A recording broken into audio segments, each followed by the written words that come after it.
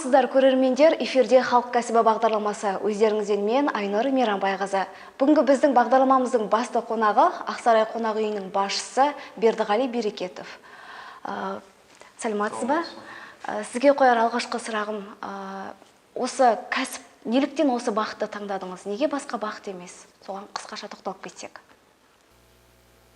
Саламатсыздар ма? Мен Жаңаөзен қаласының кәсіпкерімін. Осы 10 жылдың үстінде осы кәсіппен айналысып жүрік. 2007 жылы университетті бітіріп келгеннен кейін, негізі оқығаным мұнайшы мамандығы. Университетті бітіріп, диплом алып ауылға келдік. Сол кезде барлық мұнай компанияларына өзімнің резюмемді тапсырып, сол кейбір мекемелер шақырды осы резюме бойынша, бірақ ешқайсысы нақты жұмысқа қабылдаған жоқ. Содан 1 ай күттім, 2 ай күттім, үйде жата беруге әке-шешеден де ұят. Енді әке-шешеміз оқытты, білім алып берді.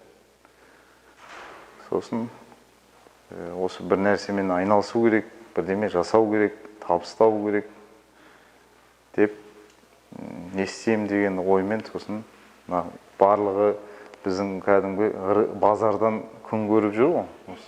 Базарға барып, анализ жасайын, не істеуге болады, не сатуға болады деп базарға бардым.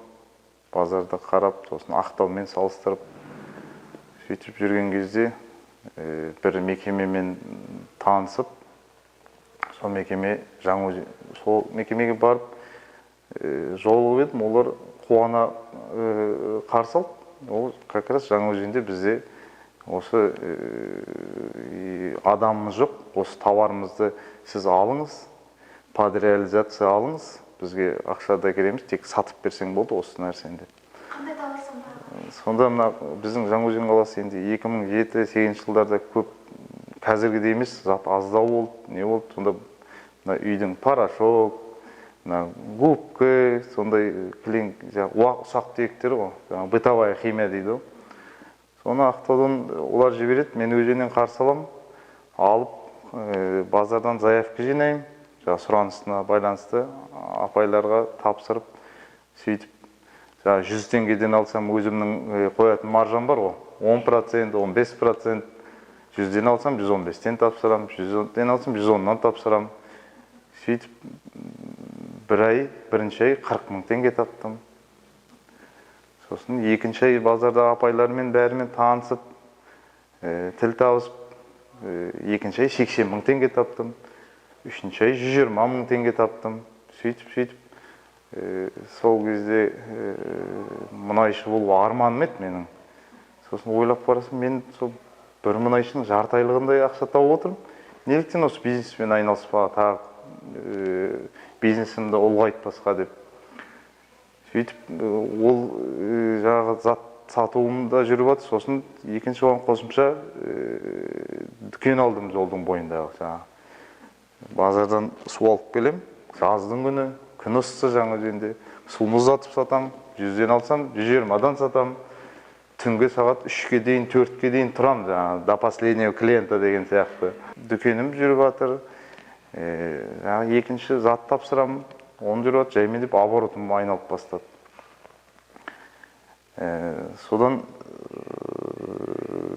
енді жақсы жұмыс жасаған соң даму керек. Каждый бизнесмен ол ары қарай дамуды ойлайды ғой. Жақсы бизнесмен ары қарай дамуын ойлайды, үлкейін ойлайды. Сосын қаланы ол кезде Жаңаөзенде тағы да мына Жаңаөзеннің жігіттерімен сөйлесіп нетсең, Ақтауға барып келдім, киініп келдім Ақтаудан. Ақтауға барып қымбат киім алып келдім деп нетеді, турецкий киім деп. Сосын мен де ойлап, осы ақшамды жинап Түркияға кеттім. Түркияға барып, Түркиядан киім әкелдім. Арендаға тағы да дүкен алып, үшінші дүкенім ашып жатқан. Сосын жаңағы түрік киімін сол жерге әкеліп сатып, сөйтіп ол дүкенімде жүріп, бір дүкен аштым, 2 дүкен, 3 дүкен болды. Сөйтіп уже оборотым ұлғайып бастады. Оборот ұлғайып бастаған соң, ол енді ақшаны бір затқа салу керек қой. Бизнес дамыту керек ары қарай. Сосын енді Түркияға шетелге шығамыз, Алматыға барамыз, анда барамыз, қонақ үйде жатамыз. Сосын өзенде, Жаңаөзенде қонақ үй, ол кезде бірлі екі ма қонақ үй бар еді. Онда да қызметі ондай жақсы емес. Сол түріктерден жаймендеп жаңағы қонақ үй бизнесінің сырын зерттей бастадым. Қалай бұларда, қалай істейді бұлар, қыр-сыры бар ғой әр заттың да. Сөйтіп сосын қонақ үйін салсам деп, сөйтіп кішкентай қонақ үй салып бастадым. Сөйтіп қонақ үй бизнесімді салып, ол кезде 8 ғана номерлі, шағын ғана қонақ үй еді. Ол қаншаға салды? Осы Ақсарай қонақ үй ол кезде кішкентай ғана, бір этажды, кішкентай асханасы бар, сөйтіп. Бірақ жаңағы қызметімді жақсы қылдым. Жаңағы барлығы аппақ, сол Түркияның несін үйренгенім бар ғой. Содан қонақ үйім бос емес, орын жетпейді. Сол кезде қонақ үйді ашар кезде мына айтып кететін жайт, сол кезде даму регион дейтін бағдарлама болды. Алған кредитіңді субсидиялайтын. Үкіметтің көмегін мен жақсы көрдім. Сол кезде 14%-мен аласың да, 10%-ны үкімет төлейді, сен 4 қана пайызын төлейсің. Сөйтіп бірінші 15 миллион алдым, сол қонақ үйімді аштым, 15 миллионмен. Сосын жаңағы қонақ үйіме адам сыймай жатыр, тағы 50 миллион алдым енді. Кішкене үлкендеу көбірек салайын деп. Қонақ үйім сол кезде 15 номерлі қылып ұлғайттым. Жиналыстайтын конференция алды дейді, қонақ үй болған соң енді барлығы болу керек қой. Ол да бизнесім жүріп, қонақ үйде қызметім жақсы, тағы да номер жетпейді. Сосын тағы банкке барып, бұның барлығы жаңа дамудың жол картасы 20-20, ДКБ 20-20 дейді, сол бағдарлама алып, субсидия алып, жасап жатырмын ол. Сосын тағы да барып 70 миллион тағы алдым да, қонақ үйімді 33 номерлі қылып ұлғайттым тағы да. Енді бұл жаңағы үкіметтің көмегі де бар бұл жерде. Атамекен кәсіпкерлік палатасына барамыз, повышение квалификации дейді, оны оқып келдім Астанадан барып. Жаңағы дамудың жол картасымен бизнес алдым, бұл жерде мен үкіметтің пайдасын көрдім. Солай істеп, қонақ үйімді үлкейтіп, қазір 40 шақты адамға жұмыс беріп отырмын. Бұл бұған қоса бизнестің ары қарай дамуын ойлаймыз ғой. Тағы да басқа содан құрылыс мекемесін аштым. Осы Жаңаөзен қаласында, ол да өзен мұнай-газға қызмет жасаймыз. Одан да басқа енді бизнесті өндіруге қарай бұрамыз ба деген ойымыз бар. Енді ары қарай көрсетеді ғой өзі өмір. Осы жерде жоспарға тоқталып кетсек, аға, қысқа-нұсқа. Жоспарыңыз айтып кетсеңіз, қандай нелер бар? Алға қойған мақсаттарыңыз? Енді барлығы енді алып сатудан көрі қазір өндіріске қарай бет бұрған дұрыс сияқты. Өнім өндіріп, мына біздің мемлекеттік мекемелерде, мемлекетте заң қабылдап бастап жатыр, мысалы, жергілікті кәсіпкерлерді қолдау, өзіміздің өнімді қолдау деп, ол ертең тендердің бәріне жергілікті өнімді өткізуге заңды өзгертетін сияқты. Солай істесе, біздер кәсіпкерлер өнім өндіруге қарай бұрылуымыз керек сияқты. Соған өзімізде жаймендеп жоспарымыз осы өнім өндіруге қарай бұрамыз ба деген ойдамыз. Екінші, сол туризм саласында ары қарай дамытсам деймін. Демалыс орын ашамыз ба. Бұл себебі туризмде ақша. Көп мемлекеттер сол туризмнің арқасында өзін байып, экономикасын дамытып отыр ғой. Осылай ары қарай дамып келе жатырық. Бизнесмен адам қандай болу керек? Жас кәсіпкерлерге қандай кеңес бересіз, бизнесін бастайын деп жүрген? Енді бизнесмен болу үшін бастаған кәсіптің бастаған кәсібіңді соны бір жетістікке алдыңа мақсат қойып, сол мақсатқа жету жолында аянбай еңбек ету керек. Бүгін сен жасап жатқан жұмысың бүгін бір зат болмай қалды деп, оның жарайды, керек емес, мынау болмайды екен деген болмайды. Мақсатыңа жетем десең, соның артында аянбай еңбек ету керек. Сонда ғана сен жетістікке жетесің. Жаңа бизнес планыңды құрдың ба, соған мақсат қойып алдыңа, соған жетістікке жеткенге дейін аянбай еңбек ету керек. Қазір мысалы бар ғой, диплом алып келдім, жұмыс жоқ деп жататында. Сен дипломды алып оқып келдің ғой. Сен соны дәлелде, сен сол дипломға сәйкес өзің бір азантай осы шаруашылығын жүргізіп көр. Шаруашылығыңды ашқан соң сол мекеменің бастығы бол. Сол жетістікке жету керек. Сен оқыған білімің ғой, 5 жыл оқыдың ғой. Дәлелдеу керек соны сен. Жаңағы жұмыс жоқ, болмады деген затты айтпай, болады десең, болады. Болмайды десең, болмайды. Енді жас кәсіпкерлер енді қазіргі кезде көбісі қорқады осы кәсіп бастаудан да. Жалпы сондайларға қалай өзіңіздің айтып жатсыз ғой, бірнеше кредит алдым деп, қорқыныш сезім болған жоқ па? Қорқынышты қалай жеңу керек? Қорқынышты айтып отырмын, ол бизнес болған соң, сен бір зат жасайым деп бизнес планымен барғанда, ешкім сенің маңдайыңнан сипап, арқаңнан қағып, мә саған ақша, мә саған жер, жаса деп ешкім айтпайды. Оны сен өзің талпынып, соған көзің жанып, оттай жанып, ананы жасайым мен, осы жетістікке жетем, басқа жасап отқанды неге мен жасамасқа оны деп, сөйтіп мақсат қойып алдыңа аянбай еңбек етсең жетесің. Оны қорықпау керек бірінші. Қорықпасаң, барлық асуды алынбайтын қамал жоқ, асуды аласың. Сондай кеңес бересіз, жастарға? Қорықпау керек. Сол қорқынышты жеңе білу керек. Қорқынышты жеңе білу керек. Және де жаңағы дұрыстап анализ жасап, бизнес планды жақсылап жасау керек. Сосын бизнесті бастаған кезде сразу мен жаңағы үлкен істен емес, кішкенеден бастау керек. Кішкенеден бастаса, кішкенеден теңге тиыннан құралады дей ма? Кішкенеден бастаса, ол адам кішкенеден пісет. Жаңа жер мәселесі дейді, кредитті алудың несі, кредит алар жолда оның өзінің процедуралары бар. Ана сен калькуляциясын есептейсің, оның өзіңнің астаттың есептейсің, мынау бұлай деп, оның бәрі өмірлік мектеп, кәсіпкердің мектебі деп айтсам болады. Сіз енді жаңа айттыңыз ғой, кішкентай нәрседен бастадым деп та, қандай қиындықтар туындады? Сол қиындықтарды қалай күрестіңіз сол қиындықпен? Бизнесмен адам енді шыңға ұшамайды емес, ұшырайды.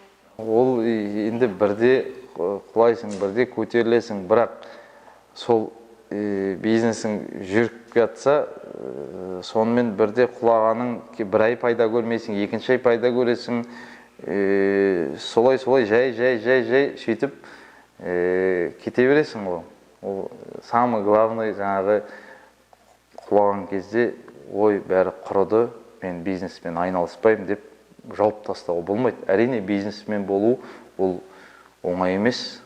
Ол жатпай тұрмай түнгі 2-ге дейін, 1-ге дейін телефонды ақтарып, жұрт не істеп жатыр, мынаны қалай істейміз, не жаңалықтар болып жатыр деп түнді 2-ге дейін тұрып алып, свет жағып жіберіп, бизнес планды ары қарай дописать етіп, мына жерде кемшілік жері жатыр, мен мына жерде бет деп, әлі күнге дейін сөйтіп сағат 2-ге дейін ойланып жатамыз. Аны былай істесем қалай болады, ертең қалай болар екен деп, жақсылап анализдеп, сүзгіден өткізіп, солай таңертең ерте тұрып, әрдайым жоспар құрып, келесі жылы қалай істеймін, осы жылы мен өз-өзіңе отчет беріп, не бітірдім мен осы жылы деп, қандай табыс болды, не зат аштым мен осы жолы деп, солай әрдайым өз-өзіңе есеп беріп жүрсең, жетістікке жетесің, әрине. Бұл бізде әлі жаспыз, әлі талай жетістікке жетеміз деп ойлаймын. Мына жастардың қазірге бұрынғы 3-5 жыл бұрынғыдан қарағанда қазір Жаңаөзен жастары бизнеске көзқарастары өзгерді. Бизнестің мына ақша, қаражат табу бұл бизнес екенін түсініп келеді адамдар. Бұған мына Атамекен кәсіпкерлік палатасының да көмегі көп. Мына бастау бизнес дейтін оқулар оқытып жатыр, бизнестің негізін түсіндіру бағдарламалар ғой. Сосын осы жеке кәсіпкерлерді қолдау әртүрлі бағдарламалары бар. Нұр капитал дейміз, даму бизнестің жол картасы 20-20 деген бағдарламалары бар, субсидиялайтын кредитті. Осының бәрін жастар қолданса, бұл соның бәрін түсініп қолданса, әрине жетістікке жетеді. Осы болып жатқан бағдарламалардың бәрімен қарым-қатынаста жұмыс жасау керек. Сонда біліп отырасың, ертең мен осыны 14% алсам, субсидияласам, мен 4% төлеймін, осыны осылай төлеймін, табысым былай болса, деп ол есеп қой бәрі. Енді сіз айтып жатсыз ғой, білім мен теорияны ұштастыра білу керек деп, бір сөзбен айтқанда. Жалпы сіз өзіңіз тренингтерге барасыз ба? Осы тренингтердің жастарға деген көмегі қандай, жалпы пайдасы қандай? Енді тренингке мен енді көп өзім бармаймын тренингке. Онда кішкене уақыт керек, тренингке барып, оны уақыт бөлу керек. Енді аздап мына ютубта бар, фейсбуктар, онлайндары бар, кейде соларды оқимын, қараймын. Енді ол да адамды мотивация ғой. Адам осындайға жетем, осындай болам деп, ол да жақсы. Ол да адамды жігерлендіреді. Осы бизнеске қорықпай барам деп, жаңа айтып отыр, қорықпау керек деп. Сондай мотивация беретін. Онда өте көмегі зор. Жаңа тренинг сабақтарында. Онда барған зиян етпейді. Сіз вообще неге барып көрмеңіз? Мен өзімнің немен студент кезімізде бардық қой. Қазір онлайн күйде қараймын кейде. Енді ол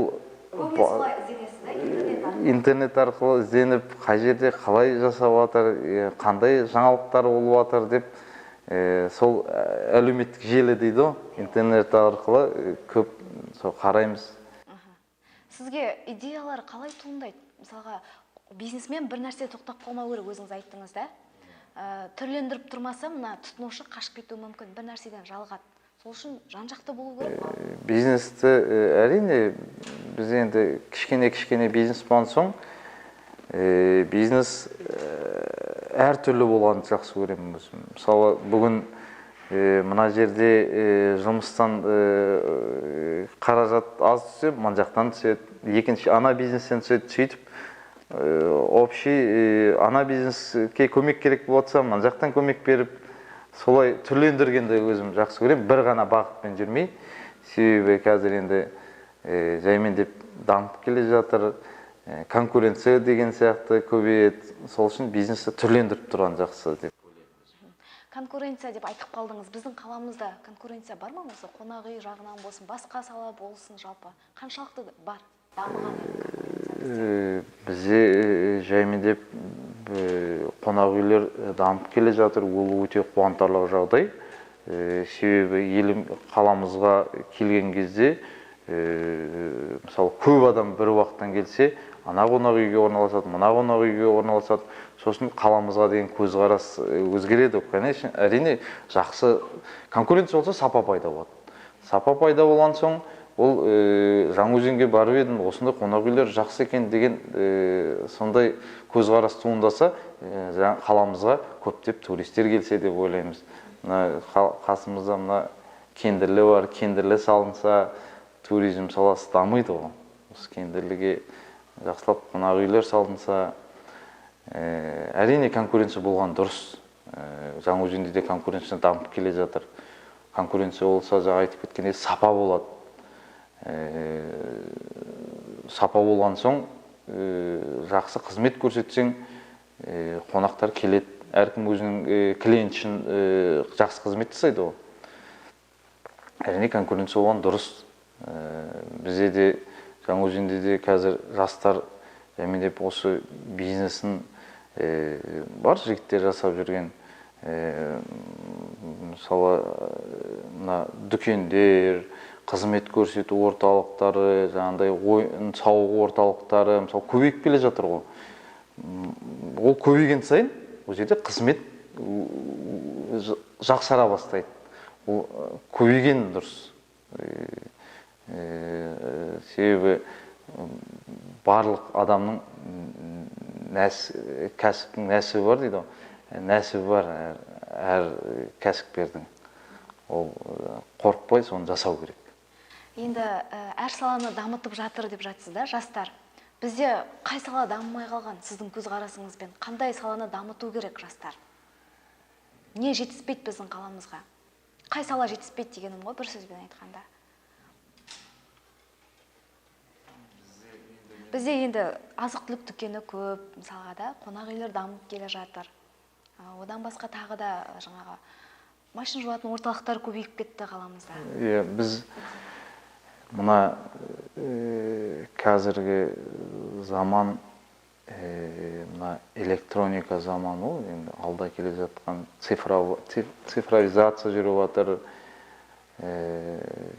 Осы электроника жағынан кішкене бізде қалада ақсап тұрған сияқты. Себебі сіздің жай ғана телевизорыңызды бұзылып қалса, бізде қаламызда бір-ақ жер бар тек ремонттайтын.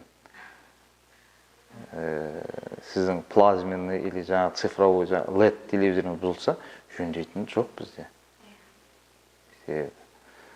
Сосын сол ноутбугыңыз бұзылып қалды делік мысалға да, соны жөндейтін орталық жоқ.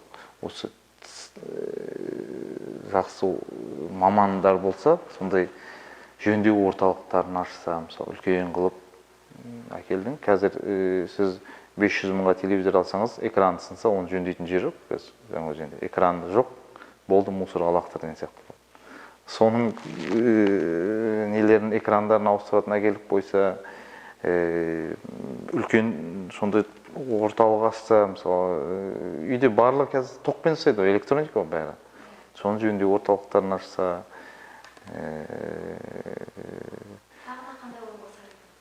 тағы да енді ойды мен бұлай анализ жасаған жоқпын, бірақ оны бизнесті бастайым деген жігіттер болса, мына неде Атамекеннің Шаран кітабы бар, 100 бизнес идея деген.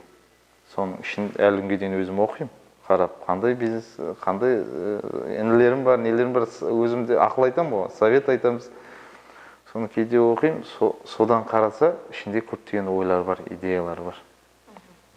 Енді, мысалға, бай болам деген адам, қалай не істеу керек? Қазіргі жастар, мысалға, қомақты ақша түссе, орталықтан табысына да, тоқтап қалады. Неліктен тоқтап қалады деп ойлайсыз бизнестері? Бизнесті жасап бастадық қой. Осы бизнес бастағаннан 7-8 жылға дейін өзіміз даже жаңағындай жақсы көлікте мінген жоқпыз, мысалға. Сол ескілеу көлік алып, сонымен барлық табысты сол бизнесті ары қарай дамытсам екен, басқа да несінді ашсам екен, көзін ашсам екен, табыс табудың мына көзін ашсам екен деп, сөйтіп барлық жиған тергенімізді бизнеске салдық. Сол сияқты, мысалы, табыс тапқан кезде ол көлік те басқасы да ешқайыққа кетпейді. Ең бірінші, сол бизнесің жүрсе, бизнесіңді түрлендірсең, сонда сол бизнестің қыр-сырын біліп, меңгеріп, барып, соны жүргізіп, содан кейін барып, ақшаны жаңағы өзіңнің жаңағындай комфортыңа, басқаңа сөйтіп жұмсау керек. деп ойлаймын мен енді. Мен табыс таптым екен деп сразу оны сауға болмайды. Ол жаңа айтып отырмын, мақсатыңа жет, сол бизнесіңді пісір, сол бизнестің жаңа маманы болғаннан кейін, содан кейін барып жаңа көлік алсаң, сіз мысалы дүкен ашсаңыз, дүкеніңіз жүріп жатыр, дүкенім жүріп жатыр екен деп барлық тапқан табысқа көлік мініп алсаңыз, ана дүкеннің сөрелері бос қалады. Сол сияқты дүкенді түрлендіріп, бір дүкен ашсың ба, екінші дүкен аш, басқа жақтан тауар әкел, сол дүкенді түрлендіру керек. Сонда ғана табысқа жетесіз деп ойлаймын. Болашақта сіз өзіңіз тренинг өткізу жоспарда, жалпы сондай ойыңыз бар ма? Жастарға кеңес беріп, білгеніңізді бөлісіп дегендей. Енді мен официально ондай тренинг не ешкімге бермеймін, бірақ енді жиналған жерімде жастар болса, інілерім бар, інілерім де қазір шүкір сол бизнеспен, сауда-саттықпен айналысып жатыр. Мен енді ондай официально беріп көрген жоқпын. Ондай ой келген жоқ әлі. Бұлай жиналған жерде неде інілеріме айтып отырам, осылай істеу керек деп. Сосын мына жоғарғы қалаларға, Алматы, Астана, үлкен қалалар болған соң, оларда уже адам көп шоғырланған жерде бизнестің түр-түрі ашылады. Әрине ол жаққа барып та, жастар барып қарап, мынаны істеуге болады екен деп, сол жақтан опыттарын әкеліп, біз Жаңаөзенді дамыту керек деп ойлаймын. Енді қазір мысалға жаңағы көршісіз ғой, бизнесмендер кітап жазып шығарып жатыр, мысалға да. Сондай бір өзіңіздің болашақ қазір емес, енді бір жақсы дамып кеткеннен кейін осындай табыстың кілтін табуға болады деген сияқты кітап шығару. Кітап шығаруға жазып, осы жеңіске қалай жеткеніңізді, күрескеніңізді. Енді ол әрине өзіңнен кейінгі жаңағы жақсы аттан ер қалады дейді, жақсы жігіттен есімі қалады дейді. Сол сияқты әрине кітап шығарған жақсы ол. Ол жайлы ойламаппын. Келешекте шығаратын шығармыз. Енді бір бизнесімізді әлі дамытып, жоғарғы деңгейге жеткен соң барып оған айналысармыз. Бизнесменде достық бола ма аға? Соған тоқталып кетсеңіз. Бизнесменде жаңағы әрине болады бизнесте достық. Жаңағы есебі дұрыс дос айырылмас дейді. Әрине бизнесті дос болып жасағанда, қазір бар ғой, партнер болып жасайды, екі дос жігіт қосылып жасайды. Бұл жерде ашық болу керек. Осындай табыс түсті, расходы бұлай деп ашық түрде жүргізсе, әрине достық болады. Жаңағыдай жалғыздың шаңы шықпас,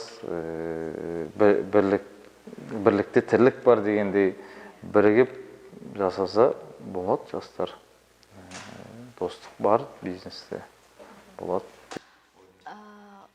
Құлдыраған кезде дағдарыс болады бизнесмендерді, кейде құлдырайды. Сондай кезден қалай шығу керек аға? Енді бізде де кішкене ондай кездер болды. Бірақ соған көп бизнесімізді ұстап, соны аянбай еңбек етіп, жаңағы осы бизнесіміз құлап қалмас екен деп қызмет еттік. Жаңағы айтқандай, ой, бизнесім бәрі құлады, бітті, бәрін жабам, бір сілтеп кетуге болмайды. Мотивацияны қайдан аласыз? Кім береді сізге? Енді мотивацияны өзімізге береміз, айтып, бүгінгі күннен ертең күн жақсы болады, қорықпа, ештеңе құрған жоқ, біткен жоқ, қорықпа деп. Іштей өзімізді таңертең тұрғанда жұмысқа қорықпа, нормально, кеше бітпеген шаруа бүгін бітеді деп. Бүгін жаңағы жұмыс жүрмесе ертең болады деген сияқты ондай кездер болды әрине. Себебі барлығы кредитсіз болмайды, кредит алып едәуір қаржыны кредитке төлеп отыр ғой. Соны қорықпай, осы бірінші кредитімді табайын, соны жабайын, просрочка кетпейін. Содан кейін зарплатымыз бар, халықтың оны беріп, содан кейін өзімізге деп қорықпай жұмыс жасау керек. Онлайн бизнесі бізде қаншалықты дамыған аға? Біздің қаламызда. Менеджмент оқулары бар мысалға да, неше түрлі. Онлайн. Енді онлайн оқулар бар ғой. Бірақ енді ол жағына көп кіріңкіреп, оны изучать еткен жоқпын, онлайн бизнесін. Мен өзім өмірлік принципім, аз сөйлеп, көп жұмыстан жақсы көретін адам. Сондай ұстанымда керек нәрсені өзім оқимын, ақылым жетпей жатса, ал қалған ондай көп уақытымды ондай нәрсеге жұмсағым келмейді өзім. Бір тренингке барып, мотивацияңды алып, сосын сол жұмыстың артында белгілі мақсатқа жеткен шейін жүру керек деп ойлаймын. Нәтиже көрсеткізу, самый главный результат қой. Результатты көрсетіп барып, сосын өзі көрінеді ғой, результат. Қоғамда неше түрлі адамның пікірі бар да. Біреу мысалға көре алады, біреу көре алмайды деген сияқты. Аяқтан шалу деген болады мысалға. Сондай кездер басыңыздан өтті ме аға? Енді біреулер кері тартпа сөз айтады, ой, не істейсіз деген сияқты. Енді мен өзім бизнесті бастаған кезде жұмысқа кірем дедім, мұнайшы болам дедім, мұнайшы бола алмадым. Сол кезде мына телевизорден қарап атсаң, осы үкіметтің көмегі бизнесті тексеруге мораторий беріп атырық, моратория жарияланып атыр, бизнес тексеруге болмайды. Осы елбасымыз бизнесті қолдаңдар деп, жастарды қолдаңдар деген сөзі бизнесмен болған келешекте барлығы жекеге өтеді деп, жеке кәсіпті дамытың деп, солай қазіргі күнге дейін айтып келе жатыр ғой. Осыны мен өзім басшылыққа алдым. Осы елбасының айтқан себебі, содан кейін бизнесте тексеруде ондай болған жоқ. Қазіргі уақытта қарасақ, келесі жылдан бастап жаңағы жеке кәсіпкерлікті налог, салықтан босатып жатыр. Осының бәрі көмек осы кәсіпкерге. Сіз бұрынғы заманда осы 2000 жылдан бұрын бизнес жасайтын болсаңыз, онда тексеріс көп қой. Сіз бизнесіңізді, кредитімді қалай жауам деп жүрсең, мына жақтан анау тексеру келеді, мына жақтан мынау тексеру керек.